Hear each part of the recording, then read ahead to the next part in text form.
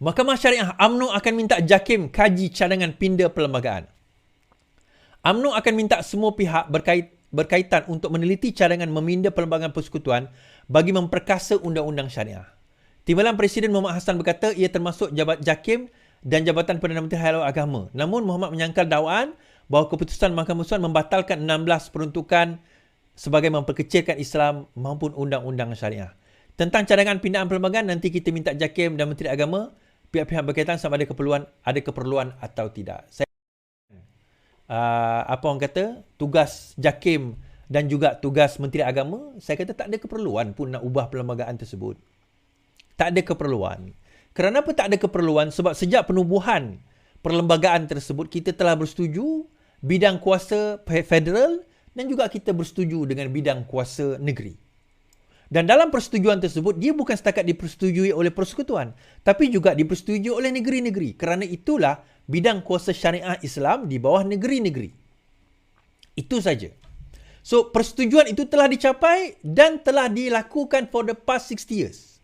Saya faham apa orang kata, Tok Mat ni dia sebagai seorang ahli politik, dia akan mengatakan demikian. Tak apa, itu pandangan beliau. Tapi mudahnya saya kata, for me to be honest, tak ada apa nak diubah daripada segi perlembagaan pun. Sebab itulah perlembagaannya. Kalau betul-betul nak ubah, mansuhkan, macam saya cadang semalam, mansuhkan Mahkamah Syariah.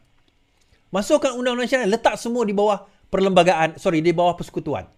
Itu je cara dia. Selain daripada itu, tak ada benda yang kita boleh buat untuk memperkasakan Mahkamah Syariah. It is what it is. Kita letaklah dia boleh denda 100,000, boleh penjara 100 tahun sekalipun. Tetapi kalau pembahagian kuasa mengatakan bahawa bidang jenayah di bawah federal, maka dia tetap di bawah federal. Tak boleh nak kata apa, tuan-tuan. Itu adalah yang apa orang kata, yang termaktub lah. Dan bila benda ini tular, tuan-tuan, semalam perbincangan sebagainya, keputusan tersebut tular, timbul isu bahawa Nick Allen ini menyentang Islam, Nick Allen ini orang yang menghancurkan Islam dan sebagainya. Tiba-tiba dalam masa yang sama tular gambar Nick Allen bergambar dengan Taqiyuddin. Kalau tak silap saya, minta maaf Nick Allen ni kalau anda menonton video inilah. Kalau tak silap saya, ada yang mengatakan Nick Allen ini adalah ahli parti Bersatu. Ada yang mengatakan demikian. But correct me if I'm wrong lah. So, tersebar gambar Nick Allen bergambar dengan Taqiyuddin, dan pada masa tersebut, ketika gambar itu disebarkan, Taqiyuddin adalah Menteri Undang-Undang di dalam kerajaan Muhyiddin Yassin pada waktu tersebut. Okay. Now,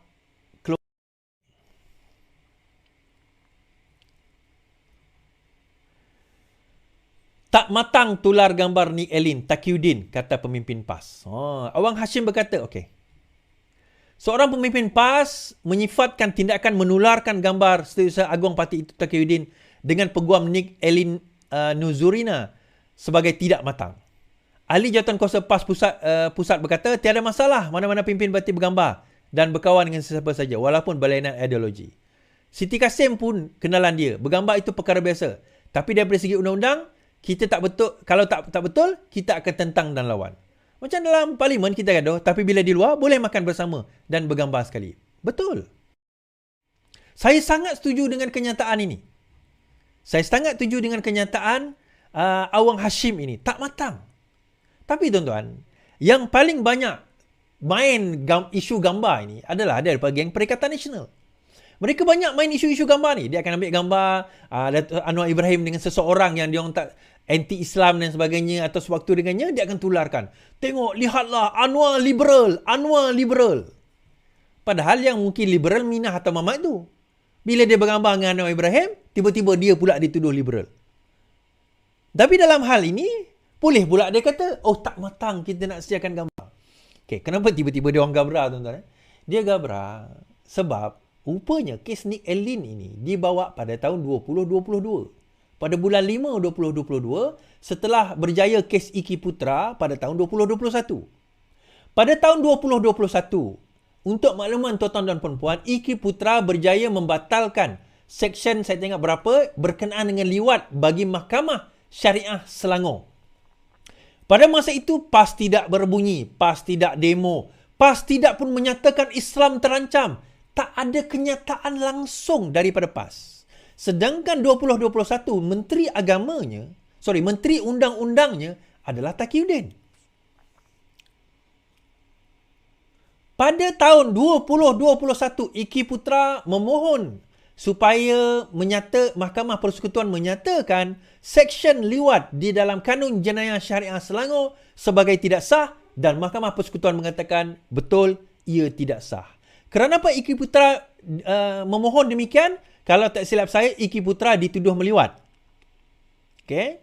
Bila dia dituduh meliwat, dia kena dakwa di bawah seksyen 377A Kanun Keseksaan, dan dalam masa yang sama dia dituduh di bawah seksyen di dalam Mahkamah Syariah.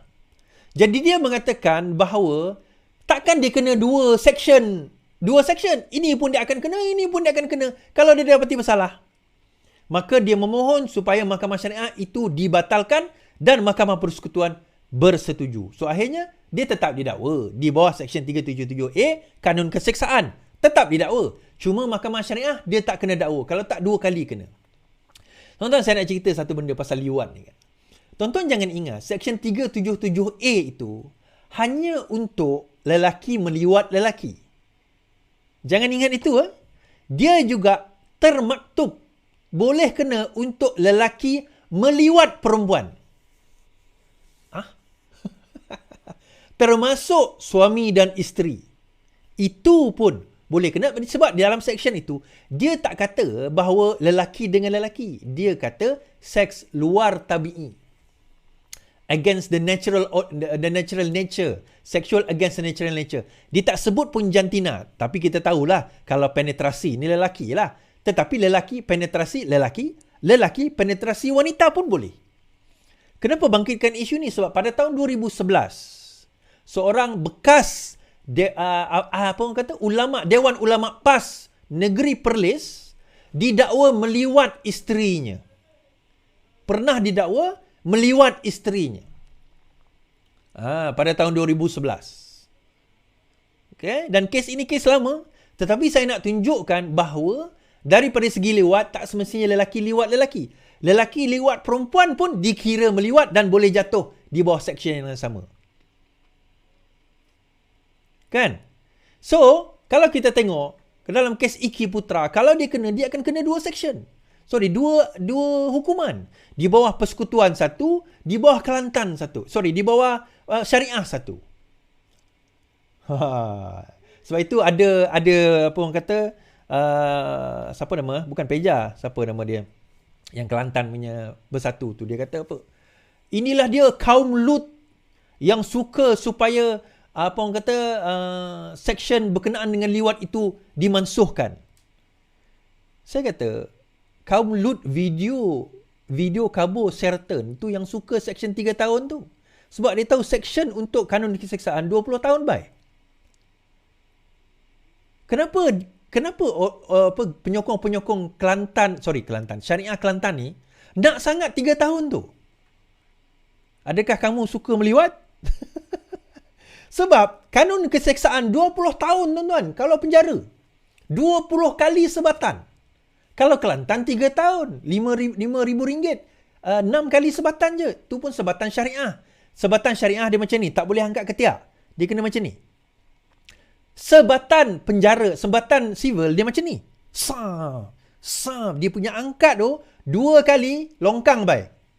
Tak percaya tengok YouTube penerangan daripada Ameng Spring. Dia pernah kena sebat sebab dadah kan. Dia kena sebat, dia cerita dia kena sebat. Dalam kena sebat tu, nak baik daripada sebat tu, kat belakang tu makan bulan. Makan bulan nak baik. Tahu tengok sendiri dia punya ni. But point is, yang mana satu kamu suka? Yang 3 tahun ke 20 tahun? Kenapa bila kita mansuh yang kita tahu 3 tahun ni suka kamu? Dia tak suka kamu? Tak suka. Kamu nak juga yang 3 tahun ni? Macam nak je. Macam suka je. Kamu suka? Biasa ni. Biasa ni.